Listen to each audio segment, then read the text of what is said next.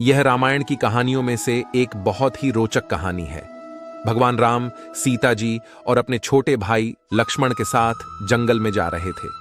एक दिन लंका का राजा रावण सीता को उठाकर ले गया। अब राम और लक्ष्मण सीता जी को ढूंढने जंगल में निकल जाते हैं और वहां उन्हें भगवान शिव के वानर अवतार हनुमान जी मिले। वे श्री राम के बहुत बड़े भक्त थे। श्री राम ने उन्हें सीता हरण के बारे में बताया। हनुमान जी उन्हें बंदरों के राजा सुग्रीव के पास ले गए। राम और सुग्रीव में बहुत दोस्ती हो गई और वे सब मिलकर सीता जी को ढूंढने निकल पड़े। ढूंढते ढूंढते वे समुद्र के किनारे पहुंच गए। अब समस्या यह थी कि समुद्र को पार कैसे किया जाए और माता सीता के पास सूचना कैसे पहुंचाई जाए। हनुमान जी ने बताया कि उन्हें ऐसी जादुई शक्ति प्राप्त है कि वे हवा के रास्ते से समुद्र को पार कर सकते हैं। अब हनुमान जी ने कहा कि सीता जी मुझे कैसे पहचानेगी। श्री राम ने उन्हें अंगूठी दी और कहा कि सीता को यह अंगूठी देना और कहना कि बहुत जल्दी श्री राम आपको छुड़ाने आएंगे। हनुमान जी हवा के रास्ते समुद्र को पार कर लंका पहुंच जाते हैं और वे अशोक वाटिका पहुंचते हैं, जहां रावण ने सीता जी को कैद कर रखा था। श्री राम की अंगूठी देते हैं और कहते हैं कि श्री राम आपको छुड़ाने बहुत जल्दी आने वाले हैं। माता सीता अपनी जुड़ामणि हनुमान जी को देती हैं और कहती हैं कि ये प्रभु राम को देना और उनसे कहना कि सीता जी उनकी प्रतीक्षा कर रही हैं।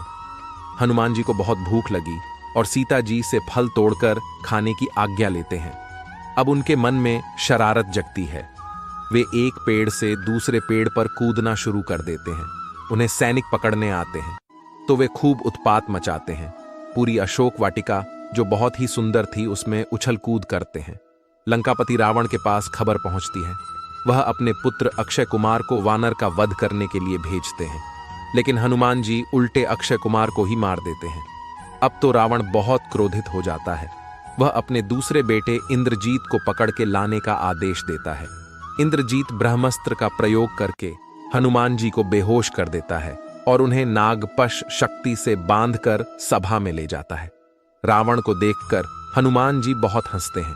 रावण को बताते हैं कि उन्हें प्रभु श्री राम ने भेजा है। तुम सीता जी को छल से चुरा लाए हो, उन्हें वापस कर दो, नहीं तो भगवान राम तुम्हें मार देंगे। यह सुनकर रावण जोर से हंसता है और अपने सैनिकों को हनुमान जी को मारने के लिए आदेश देता है। रावण का भाई विभीषण रावण को समझाता है कि दूत को मारना नियमों के खिलाफ है। रावण अपनी सभा से पूछता है कि हनुमान को क्या सजा दी जाए। सभी लोग कहते हैं कि बंदर को अपनी पूंछ से बहुत प्यार होता है, इसकी पूंछ में आग लगा दो। हनुमान की पूंछ में कपड़ा लपेटने लगे। हनुमान जी ने अपनी पूंछ लंबी करनी शुरू कर दी। अब वे कपड़ा बांधे जाए और हनुमान जी पूंछ लंबी करते जाएं। राज्य का सारा तेल और कपड़ा उनकी पूंछ में ही लग गया। अब पूंछ को आग लगा दी गई। हनुमान जी की पूंछ में आग लगते ही हनुमान जी ने एक महल से दूसरे महल में कूदना शुरू कर दिया। पूरी लंका को आग लगा दी। सिर्फ विभीषण का महल छोड़ दिया। समुद्र में जाकर अपनी पूंछ की आग बुझाई और वापस लौट गए। भगवान राम जब 14 वर्ष के वनवास के लिए जा रहे थे, तब राम, सीता व लक्ष्मण सरयू नदी को पार कराने के लिए केवट नाव चलाने वाला से कहते हैं। केवट का नाम निषाद राज था। वह गुह मछुआरों और नाविकों का मुखिया थे। श्री राम को जब वनवास हुआ तब वे तामस नदी के पार पहुंचे, जो अयोध्या से 20 मी की दूरी पर है। इसके बाद उन्होंने गोमती नदी पार की और श्रृंगवेरपुर पहुंचे, जो निषाद राजगुह का राज्य था। यहीं पर उन्होंने केवट से गंगा पार कराने को कहा। केवट उन्हें देखते ही पहचान गया कि प्रभु श्री राम आए हैं। उसने श्री राम से प्रार्थना की कि वह उनके पैर धोना चाहता है। वह उन्हें तभी अपनी नाव में बैठाएगा। वह कहता है कि मेरी नाव तो काठ की है। केवट श्री राम के चरण छूना चाहता था। श्री राम केवट से जल लाने को और पैर धोने को कहते हैं। राम की आज्ञा पाते ही कठोते में पानी भरकर लाता है और उनके पैर धोता है।